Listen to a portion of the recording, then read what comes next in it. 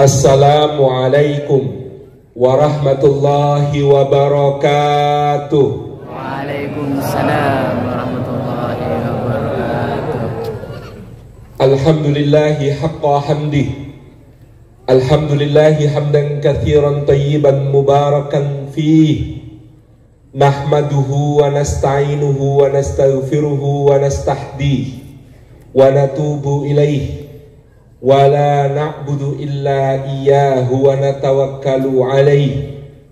Allahumma fasalli wa sallim wa barik ala sayyidina Muhammadin wa ala alihi wa ala ashabihi wa dhurriyyatihi wa man sara ala nahjihi wa sanna bi sunnatihi wahtada bi hadyihi wa da'a bi da'watihi ila yaumi liqa'i rabbih. Amma ba'd. Sadatul afadil, hadratal mukarramin, yang kita takdimi, yang kita muliakan guru-guru kita, wabil khusus sahibul fadilah, pendiri pesantren masyarakat Jogja, Ustadz Puji Hartono beserta keluarga di Kersan. Yang kita takdimi para alim, para ulama, guru-guru kita, para asatid, para ustadzat, bil khusus guru kita Ustadz Ahmad Khudari LC. Insyaallah kita doakan jadi DPD RI, mewakili umat Islam, insyaallah.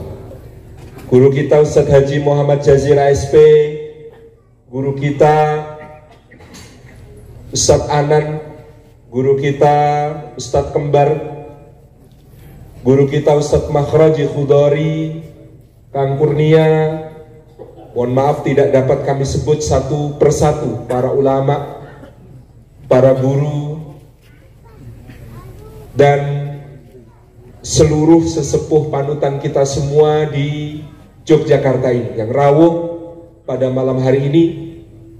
Bapak-bapak, ibu-ibu, muslimin, muslimat, mukminin, mukminat, solihin, solihat, termasuk yang belum kawin dan belum sunat. Puji syukur kehadirat Allah Subhanahu wa Ta'ala atas limpahan karunia-Nya.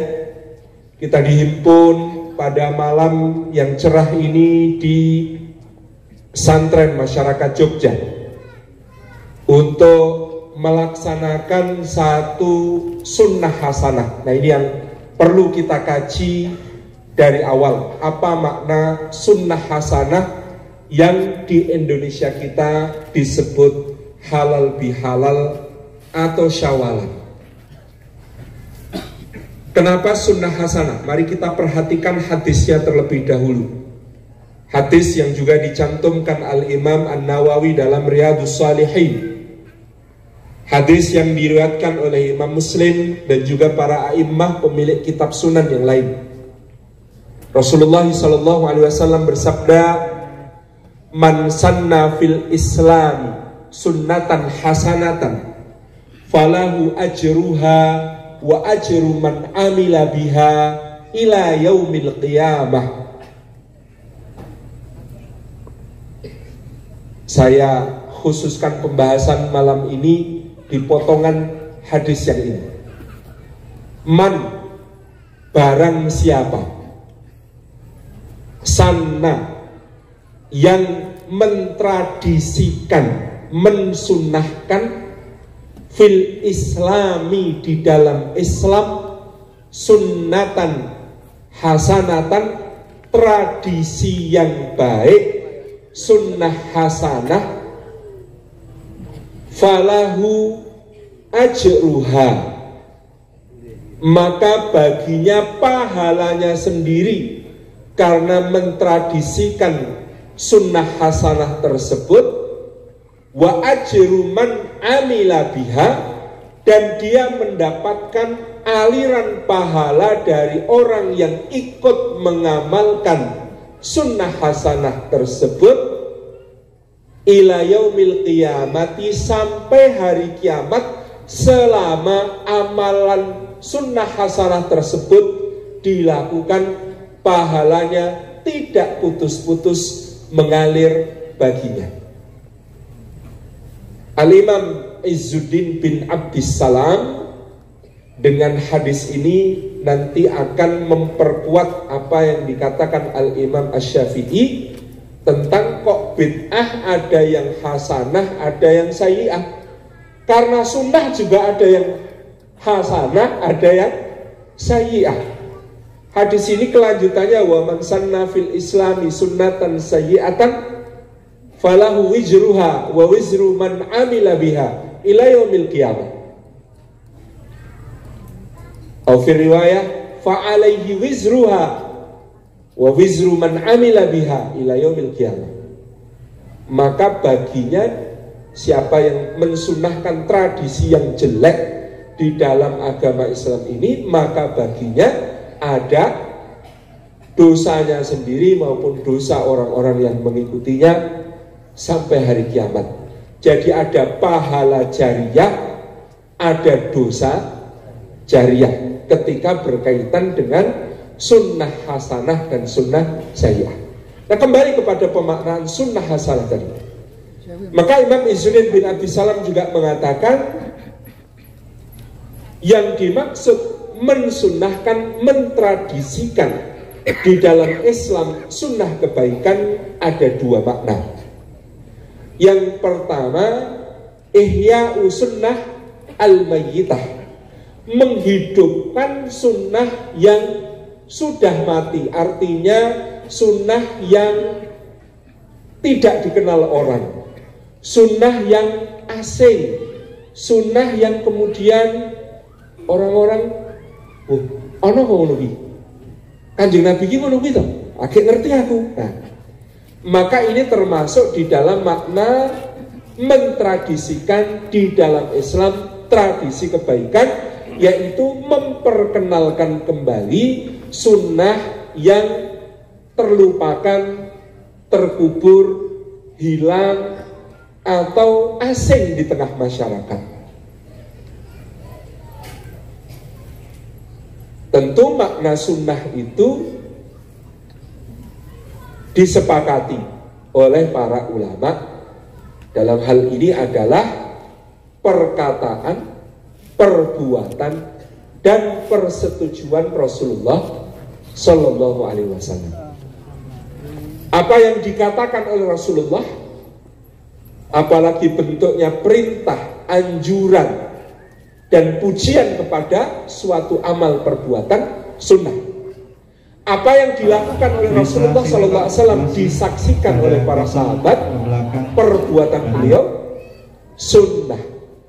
Apa yang tidak dilakukan Rasulullah, tidak dikatakan Rasulullah, tapi perbuatan baik itu diamalkan para sahabat dan Rasulullah memberikan takrir atau memberikan persetujuan, maka juga termasuk sunnah.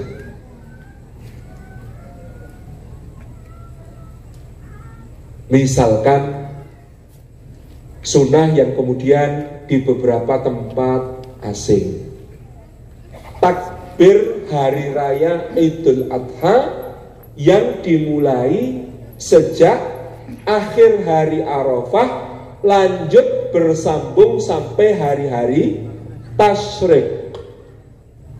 Wah, kene nek ngertine nek takbiran ki yo meng malam salat Id. Misalnya begitu. Ternyata sunnahnya adalah sejak akhir hari Arafah sampai hari-hari tasyrik. Nah, maka kemudian misalnya teng musolane panjenengan ada yang menghidupkan sunnah tersebut, lalu kemudian dikenal. Bahkan sebagian pendapat sejak subuh hari Arafah juga ada. Ini kemudian dihidupkan, diamalkan, maka menjadi satu pahala yang terus-menerus mengalir bagi yang memperkenalkan.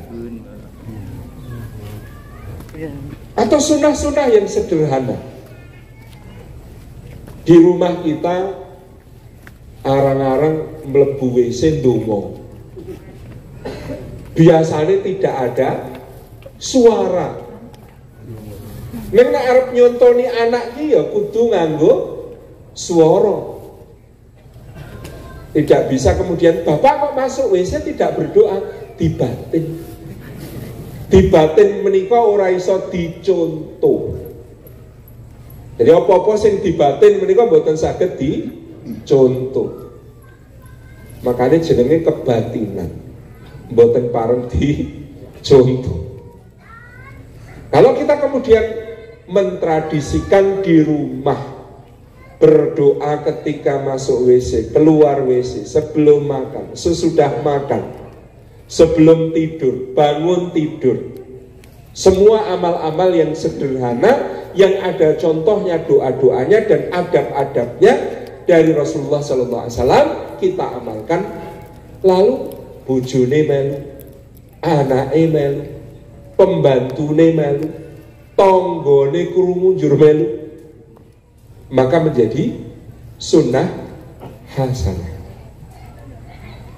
Sedaya sing saged dados ibadah menika pasti wonten contonipun, tuntunanipun saking Rasulullah Sallallahu Alaihi Wasallam. Ngendikanipun Ustaz Jazir, sing ora ana tuntunane kuwi angel didadekke ibadah.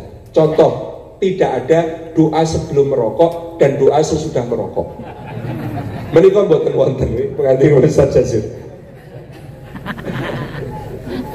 Nah, sebelum makan sudah makan wonten, sebelum tidur bangun tidur wonten, masuk WC keluar WC wonten, sebelum merokok sudah merokok mboten wonten. Niku nggih penting. Meskipun kata Ustaz Abdul Somad ada yang tanya, nanti di surga kan apa-apa kita boleh minta. Lahum fiha ma tastahi anfusuhum wa lahum fiha ma yad'un. Di dalam surga itu akan diberikan segala sesuatu yang diminta maupun yang diinginkan dan belum kewetu, itu pasti diparing Gusti Allah. Lah kalau begitu Ustaz, berarti boleh minta rokok di surga. Kata Ustaz Abdul Somad, boleh minta rokok di surga. Cuman kalau mau nyalain, yang ada api itu di jenengan lho sing ngendika senesuk. Contoh menika. Jadi ada sunnah hasanah itu dalam bentuk menghidupkan yang mati. Tetapi kata Imam Izzuddin bin Abdissalam yang kedua, mentradisikan sunnah hasanah itu juga memulai suatu amalan yang baru yang terdapat dalil-dalil secara umum dan ketika diamalkan tidak bertentangan dengan Quran dan sunnah. Misalkan dia termasuk ibadah ghairu mahdhah, ibadah yang ketentuan dan syarat-syaratnya tidak diberikan secara khusus. Nek sholat, nek puasa, nek sedekah wajib namanya zakat, haji atau umroh dan lain sebagainya, menika disebut ibadah mahdhah, ibadah yang ada tuntunan khusus ipun, boten pareng nambahi. Pak Ustadz kula nek subuh niku syahdu, nek ming rokangat kok ming rong rokangat niku kurang ya Pak Ustadz. Kula nek subuhane 12 rakaat angsal mboten. Angsal mboten Bu? Mboten. Wong Pak Ustadz nek poso niku do cemen. Sahure jam 4 le buka setengah 6. Kaya kula niki lho Pak Ustadz, sahure setengah 1 le buka setengah 12 mangke. Bengi. Pareng mboten? Mboten. Wah, haji umroh kok dadak tebe-tebe teng Mekah. Kula niku teng Imogiri Pak Ustadz, haji atau umroh tawaf makame Sultan Agung. Pareng mboten? Mboten. Jadi kalau ibadah mahdhah maka tidak boleh mengubah, menambah, mengurangi aturan yang sampun dituntunkan Rasulullah Sallallahu Alaihi Wasallam. Tetapi ibadah ghairu mahdhah selama diniatkan untuk ibadah, dilakukan kalau ada contohnya dari Rasulullah atau dilakukan dengan sebaik-baiknya menurut urf, menurut keumuman, maka dia bernilai ibadah. Kados wau, maem niku ibadah. Donga sadurunge maem, maeme tangan kanan, nggih, terus tidak bersandar, kemudian sunnah nih, nggih. Kemudian makannya yang baik-baik, yang halal, yang thayyib, ditutup dengan doa sesudah makan. Ibadah. Tidur, mau tidur wudhu dulu, zikir sebelum tidur, berdoa, tidurnya ikut sunnah Nabi, miringnya ikut sunnah Nabi, nek mimpi jelek kebangun ikut sunnah Nabi, bangun tidur ada doanya sesuai sunnah Nabi. Ibadah. Ke WC pipis mosok ibadah Pak Ustaz? Ibadah. Mosok ibadah? Ibadah. Ada doa sebelum masuk, masuk kaki kiri dulu, terus di dalam dijaga adab-adabnya, orang sambil nyanyi lagune Coldplay, saya lagi geger tiket ini, boten sambil nyanyi, boten sambil guneman omong-omongan, nggih, keluar sudah menutup aurat, keluar kaki kanan, berdoa sesudah keluar WC. Ibadah, semua ibadah. Melampah ibadah, duduk ibadah, berbaring ibadah, semua sama. Nah, ketika kita mentradisikan yang baik-baik menika menjadi sunnah hasanah, maka dia pahalanya untuk kita dan semua yang mengikuti kita sampai hari kiamat. Niki Pak Ustadz ketua le ngaji muter-muter le dugi Syawalan halal bihalal kapan? Lah niki pengamalan dari pembahasan kedua tentang sunnah hasanah ini diantaranya adalah apa yang disebut sebagai syawalan atau halal bihalal. Pak Ustadz, halal bihalal itu kok basa Arab ning wong Arab mboten ngertos. Nek penjenengan tindak umroh, tindak haji, ampun kata-kata ngomong halal. Halal dijupuk. Lagi nyekel wedang, halal dijupuk wong. Luwih aman penjenengan ngomong haram, mengke diduduhke arah teng Masjidil Haram.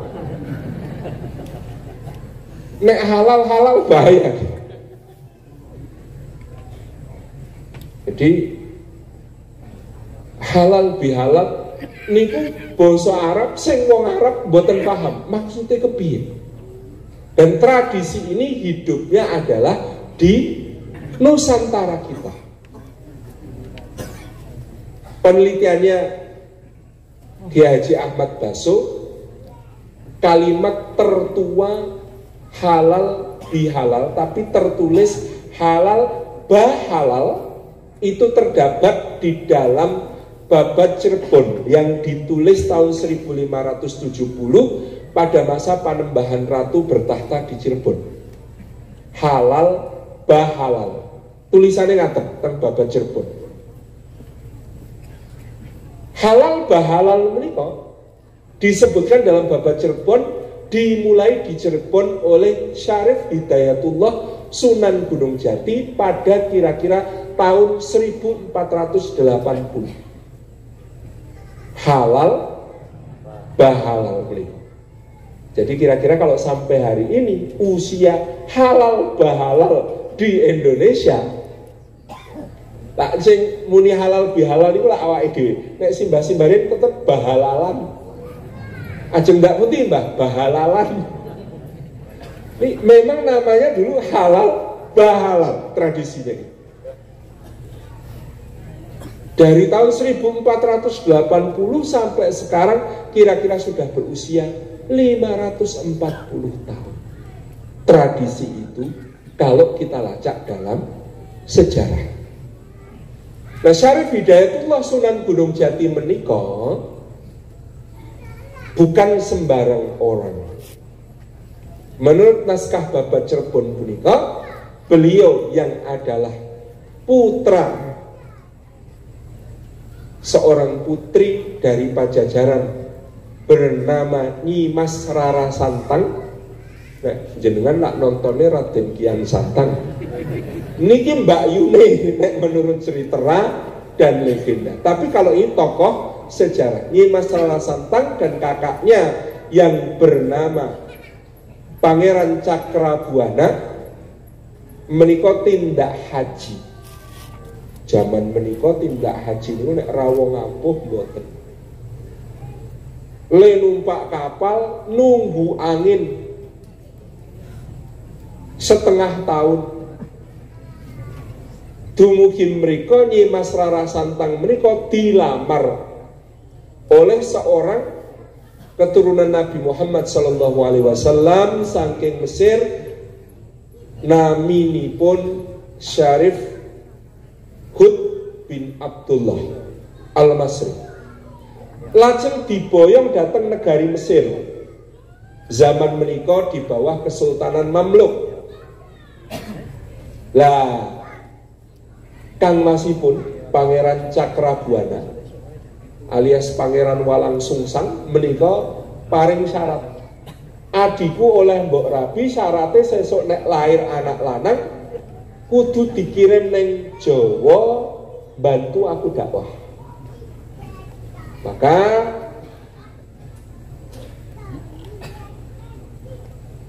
betul Syarifud bin Abdullah dan Nyi Mas Rara Santang punya putra laki-laki diberi nama Syarif Hidayatullah.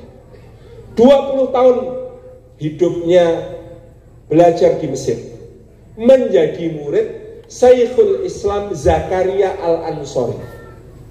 Syekhul Islam Zakaria Al-Ansori berarti adalah muridnya Imam Ibnu Hajar Al-Asqalani. Muridnya Syekhul Islam Zakaria Al-Ansori yang lain adalah Imam Jalaluddin As-Suyuti. Ini kalau sebutnya tadi do kenal mboten? Mbak-mbak niku lho kenale malah Taihun, Jungkok. Niki ulama-ulama besar.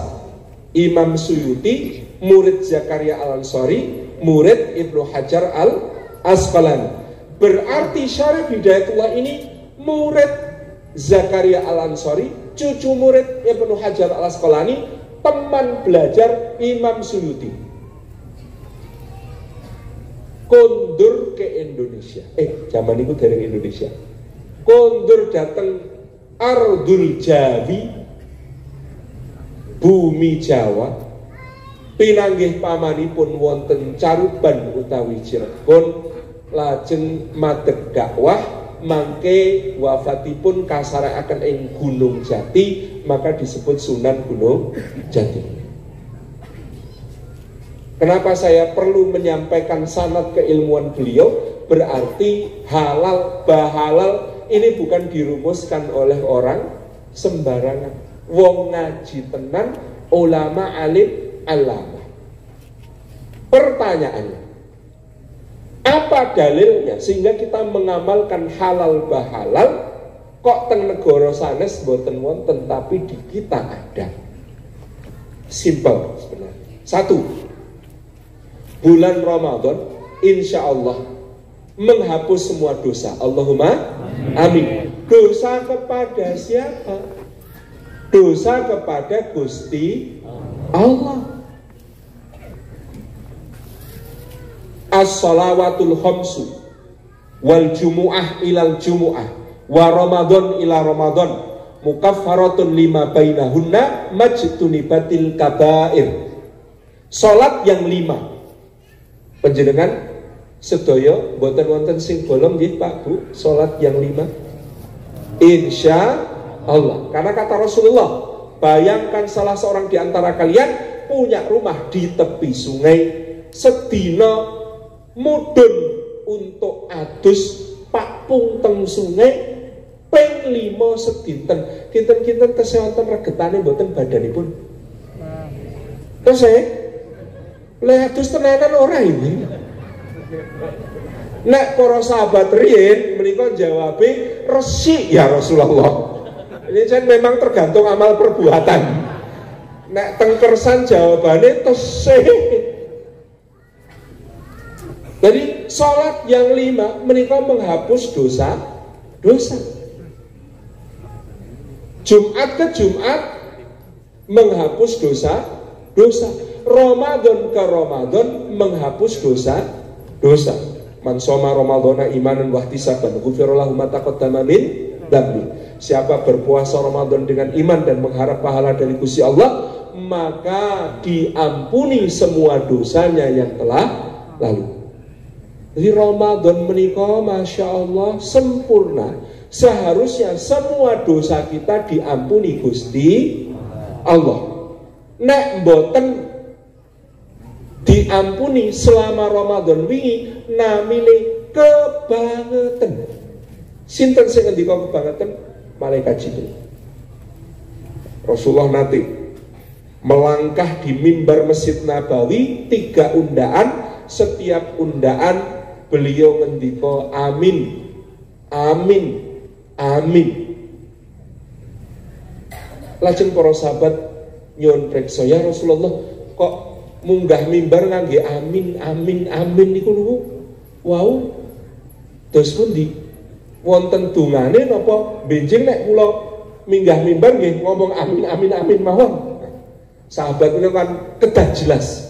Niki contone Kanjeng Nabi kok munggah mimbar amin. Kata Nabi SAW, sesungguhnya tadi Jibril membisikkan kepadaku agar aku mengatakan amin. Celakalah 3 orang. Yang pertama, siapa yang celaka? Rasulullah mengatakan, Jibril mengatakan, celakalah orang yang Ramadan berlalu darinya tapi kok masih punya dosa. Saking maha pemurahnya Gusti Allah memberikan ampunan di bulan Ramadan, nek nganti bar Ramadan kok dosane kepada Gusti Allah taksih, kata malaikat Jibril, cilaka wong iki. Wong ada diskon besar-besaran, laundry kiloan, bersih total, dosa-dosa selama Ramadan kok dosane isih, kata malaikat Jibril, keterlaluan, celakalah dia. Yang kedua, celakalah orang yang masih punya 1 atau 2 pintu surga dalam hidupnya, tapi itu tidak menjadikannya masuk surga. Apa itu pintu surganya? Orang tuanya. Isih ndek bapak, isih ndek ibu, atau salah satunya kok punya orang tua yang seperti itu tidak bisa menyebabkan dia masuk surga. Padahal pintu surga yang namanya orang tua saking jembare, maksudnya birrul walidain. Yang ketiga, celakalah dia yang disebut nama Rasulullah Muhammad Sallallahu Alaihi Wasallam kok pelit betul tidak mau mengucapkan solawat sana somat solawat. Jadi ini dianggap ciloko. Terus Ramadan ini kok saestu Gusti Allah menghapus dosa-dosa.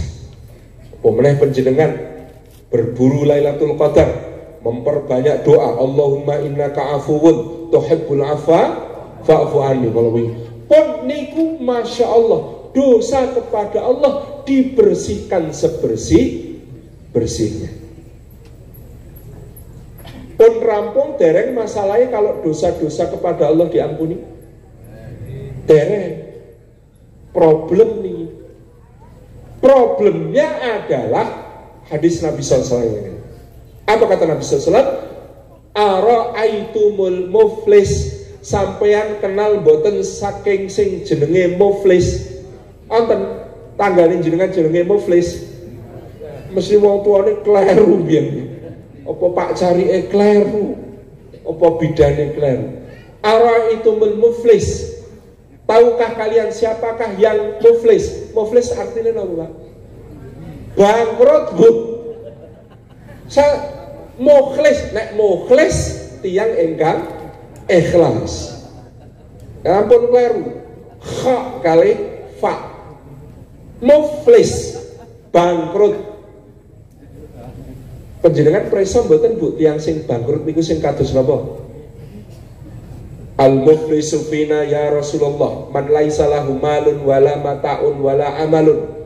Sing bangkrut niku ya Rasulullah, kata para sahabat, ndak punya harta, ndak punya barang-barang untuk keperluannya, ndak punya pekerjaan, niku bangkrut. Pengertianipun para sahabat. Rasulullah ngendika, balil muflisu man atallaha bi sholatin kadza wa bi siyamin kadza wa bi shadaqatin kadza. Tidak, kata Nabi, sebaliknya orang bangkrut itu orang yang datang menghadap Gusti Allah di hari kiamat membawa pahala sholat sahoha, membawa pahala puasa sahoha, membawa pahala sedekah sahoha. Walakin syatama hadza waqtaba hadza wa khadha hadza wa qatala hadza wa dzalama hadza. Tetapi kata Nabi sallallahu alaihi wasallam, orang ini seneng elek-elek kancane, suka memaki, suka mengumpat, suka berghibah, menggunjing, membicarakan keburukan orang, suka mengambil hak orang lain, melanggar kehormatannya, menjatuhkan harga dirinya, suka mendolimi, suka menganiaya, menyakiti, atau bahkan menyebabkan dia mati. Maka pada hari kiamat itu Allah akan menegakkan keadilannya, dipanggil semua yang sudah dirugikan di dunia, disuruh menuntut. Kalau sudah menuntut, maka tuntutannya dikabulkan Gusti Allah. Ya Allah, riyen nika tau ngrasani kula ngeten. Maka diambilkan pahala-pahala ibadahnya orang tersebut, diberikan kepada yang dirugikan. Orang kedua, kula nate cukup disikut sprene mboten nyuwun ngapunten. Diambilkan pahalanya, habis pahalanya semua, yang menggugat masih ada. Jo pripun niki Gusti Allah, pun telas niku ganjarane, kula diparingi napa? Ya wis kene dosamu dijukuk, diberikan kepada orang yang telah menyakiti tadi. Akhire ganjarane entek nggih bayar kerugian orang lan ugi dosane, padahal orang nglakoni dosa kuwi ditambahi saking dosane tiyang sanes. Na'udzubillahi min dzalik. Fadzalikal muflis, kata Nabi sallallahu alaihi wasallam, maka yang demikian itulah orang yang bangkrut. Pun ketemu hadis ini. Wow, dos niki wow. Ramadan dosane sing dingapunten dosa dumateng Gusti Allah. Panjenengan maksiat niki, maksiat niku, ninggal ibadah niki, ninggal ibadah itu, melanggar aturan ini, aturan itu, sama Allah dihapus dosanya. Nek kalih sepodo-podo dereng dingapunten, masalah mboten? Masalah. Solusinya sesudah Ramadan dosa kepada Gusti Allah diampuni, maka Syarif Hidayatullah Kanjeng Sunan Gunung Jati damel sunnah hasanah ben resik kabeh, mboten namung dosa dumateng Gusti Allah, tetapi dosa kepada sesama juga diampuni. Kesempatan Idul Fitri kumpul-kumpul bareng-bareng, saling memaafkan. Sampun paham dalile. Terus niku kok syawalan halal bihalal, bid'ah niku mboten bid'ah, niki sunnah hasanah. Kenapa? Ada dalilnya secara umum, diturunkan dalam bentuk amal yang tidak bertentangan dengan Quran dan Sunnah. Silatul ukhuwah, silatul arham, pepanggian, salaman, saling mengikrarkan untuk halal halal. Maka ini menjadi sunnah hasanah. rampung dosane dumateng Gusti Allah lewat ibadah Ramadan, rampung dosane dumateng sesama lewat halal bi halal, lewat syawal. Maka Masya Allah, ini menjadi sunnah hasanah yang baik. Kita syawalan malam ini Sunan Gunung Jati dapat pahala, Masya Allah, tidak putus-putus. Di mana kita kemudian saling memaafkan. Utlubul afwa minallahi bil afwi anin nasi. Carilah maafnya Gusti Allah dengan bermudah-mudah memaafkan sesama. Panjenengan remen mboten nek diampunten Gusti Allah semua dosa? Remen. Nek remen di ngapura, wedah ugi remen ngapura dumateng sesami. Dosane awake dhewe dumateng Gusti Allah niku langkung kathah tinimbang dosane wong dumateng awake dhewe. Maka di dalam Quran ada perintah, khudil afwa wa'mur bil urfi wa'rid 'anil jahilin. Maafkanlah, perintahkan kepada yang ma'ruf dan abaikanlah orang yang berbuat jahil. Wonten pujian, wal kadhiminal ghaidha wal 'afina 'anil nas. Dipuji Gusti Allah orang yang menahan amarah dan memaafkan sesama. Wonten himbauan, wal ya'fu wal yasfahu ala tuhibbuna ayaghfirallahu lakum. Maka hendaklah mereka berlapang dada dan memaafkan. Memangnya kamu tidak suka jika Allah mengampunimu karena kamu memaafkan orang lain?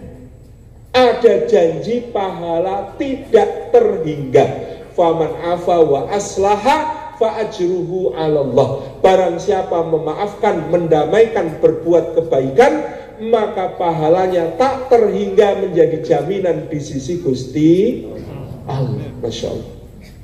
Maka ini amal yang sangat luar biasa, memaafkan. Kula riyen yo mikir, kok Quran itu diberi perintah, diberi himbauan, dikasih pahala tak terbatas, dipuji Gusti Allah niku sing memaafkan, kok mboten sing minta maaf.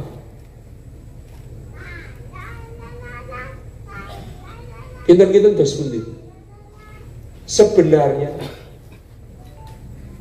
kenapa Allah lebih mendorong kita memaafkan? Bukan soal minta maaf. Benar, yang pertama alasannya minta maaf ini jadi rasa dikongkon kudune otomatis, ya. Tapi yang kedua, karena belum memaafkan itu lebih mengganggu tugas kita untuk beribadah kepada Gusti Allah daripada yang belum dimaafkan. Si A salah kali si B, si A dereng minta maaf, si B dereng memaafkan. Ketika datang ke acara, si A santai sudah senyum-senyum sama orang, lali karo salai, si B menjet. Koyoran di dosa, mesam, megai, bad mood sepanjang hari, gara-gara yang punya salah tampak bahagia. Niku repot malih sing nek salah sing duwe salah kalian jenengan niku imam masjid utawi muadzin. Berpasangan males sih mangkat masjid nek sing adzan kae. Apa mana nek sing imami lah. Misalnya, ini bahayanya bisa dibelokkan setan untuk membuat kita tidak suka melakukan kebaikan. Wayahe mangan, sing A mangane demenake telap-telep enak banget. Si B lihat si A makannya enak, jadi tidak enak. Si A pulang tidur nyenyak, ora rumangsa kleru. Si B tekan omah, klesi, glibang. Aku ndak salah kok ora njak ngapura iki ya. Mosok dadak tak omongi, kowe salah, mbok njak ngapura aku. Wadah ngono kuwi yo gengsi. Ning piye yo, wong ati iki banjel kurang ajar. Tekan subuh batin terus. Sinten sing terganggu ibadah? Sing duwe salah napa sing belum memaafkan? Belum memaafkan. Maka kadang-kadang kita perlu memaafkan bukan karena dia layak dimaafkan, tapi karena kita tidak layak memikirkannya terus. Karena kita punya tugas yang jauh lebih penting, inna sholati wa nusuki wa mahyaya wa mamati lillahi rabbil alamin menika. Jadi kita punya sebuah tugas yang tidak boleh diganggu oleh kesalahan orang lain kepada kita. Dek salah neng aku aja nganti gawe salatku ora khusyuk. Dek salah neng aku aja nganti gawe zikirku ora khusyuk. Dek salah neng aku aja nganti gawe posoku ora nyaman. Dek salah neng aku aja nganti membuat semua ibadah kita berantakan. Na'udzubillahi min dzalik. Maka ini pentingnya memaafkan. Maka orang Jawa kupat ngaku lepat. Selain ngaku lepat, kupat lakune papat. Lebaran, lebar niku rampung leposo. Taqabbalallahu minna wa minkum. Ucapannya, semoga Allah menerima amal kami dan amal kalian. Lebaran sanes lebaran. Meskipun Mas Ale ngomong lebaran ya aneh lisane lebaran. Wong Medan lebaran. Nek ibu-ibu lebaran mangke tersinggung. Kok lebaran, Bu? Habis puasa kok malah lebaran. Lebaran, lebar rampung, maka menjadilah kita kembali hari Idul Fitri tidak berpuasa ya, karena sudah lebar. Habis lebaran lalu napa Bu? Leburan. Nah, tadi kita sudah saling memaafkan niku nglebur dosa satu sama lain. Nek bar leburan apa Bu? Luberan, ampun lali bayar zakat, sedekah, nyangoni anak-anak putu-putu raketang mangke disita ibune dhewe. Misalnya ini kok tetap luberan, tradisinya orang Jawa berbagi nikmat. Dan ini apa Bu? Laburan. Nek rumiyin nek ngarepe bodo pager-pager dilabur, nggih, dinding-dinding menika dilabur, saking sing gedhek nganti sing tembok dilabur kabeh putih. Supados kita berhias menjadi lebih baik lahir dan batin. Hasilnya setelah Ramadan menika Syawal tegesipun meningkat. Nek bar Ramadan kok njuk ra ketok le subuhan namine zawal. Ngagem huruf zawal tegese ilang. Ora ketok. Terus mari kita muhasabah, iki syawalan apa zawalan? Laburan. Wah Pak Ustaz, tak syawal kon luwih apik timbang Ramadan, mboten kiyat kula Pak Ustaz. Sami. Maka guru saya dulu, Allahu yarham, Ustaz Muhammad Zaraan itu mengatakan, sing penting ora sawal luwih apik saka Ramadan, kuwi kelase wali. Sing penting sawal luwih apik timbang Sya'ban. Karena Sya'ban sebelum Ramadan, Syawal sesudah Ramadan. Harusnya antara sebelum Ramadan dengan sesudah Ramadan lebih bagus yang sesudah Ramadan. Jadi Syawal lebih bagus daripada Sya'ban. Mekaten ingkang saged kawula aturaken, mugi-mugi manfaat barokah dumateng kita sedaya.